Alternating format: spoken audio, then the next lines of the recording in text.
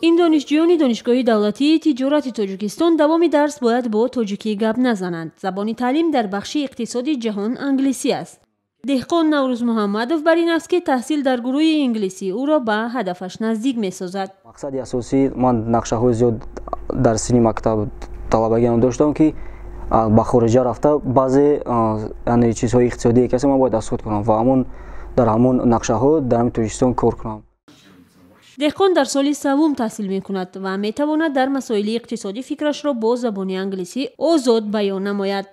هدف از تأسیس این گروه نیز در این بوده است که ختم کنندگان در سطح بین المللی بتوانند مکالمه کنند.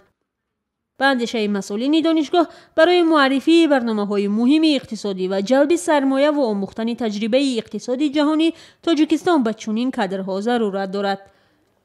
بسیار وقت مشکلات پیدا می شود برای رسانیدن معلومات اگر که توسط ترجمان گوییم اگر یگان خارجی وقتی که می آید توسط ترجمان من فکر می کنم که اگر توسط ترجمان ما یک معلومات را رسانده نشیم خیلی مشکلات پیدا می شود و در وقت ترجمه هم صحف شدنش ممکن است.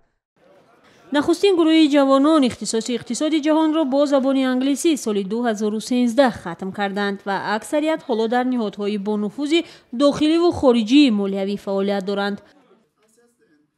با آنکه تحصیل در مکتب‌های تاجیکستان پرره با زبان تاجیکی و بعضاً روسی است، اما داوطلبان تحصیل در گروه اقتصاد جهان با زبان انگلیسی هم کم نبوده است. دانشجویان باور دارند فردا در بازار مهنت به کار آنها طلبات هست و بیکار نمیمانند. در اول خیلی مشکل بود، بعد آهسته آهسته بهتر نمودیم زبان انگلیسی را. مسئولین مؤسسه میگویند دانشجویان گروه زبان انگلیسی به فرق از گروه‌های تاجیک زبان فعال‌ترند و به ادبیات اقتصادی بین المللی دسترسی دارند. آنها همچنین با استفاده از برنامه‌های فراوان سازمان‌های اقتصادی خارجی امکان وسیع سفر و تحصیل در خارج کشور را پیدا می‌کنند. با توجه به افزایش طلبات دانشگاه تجارت اختصاص‌ها با زبان انگلیسی را هم افزوده است. حالا در این مؤسسه آموزش دو اختصاص دیگر با زبان انگلیسی برآمده شده است.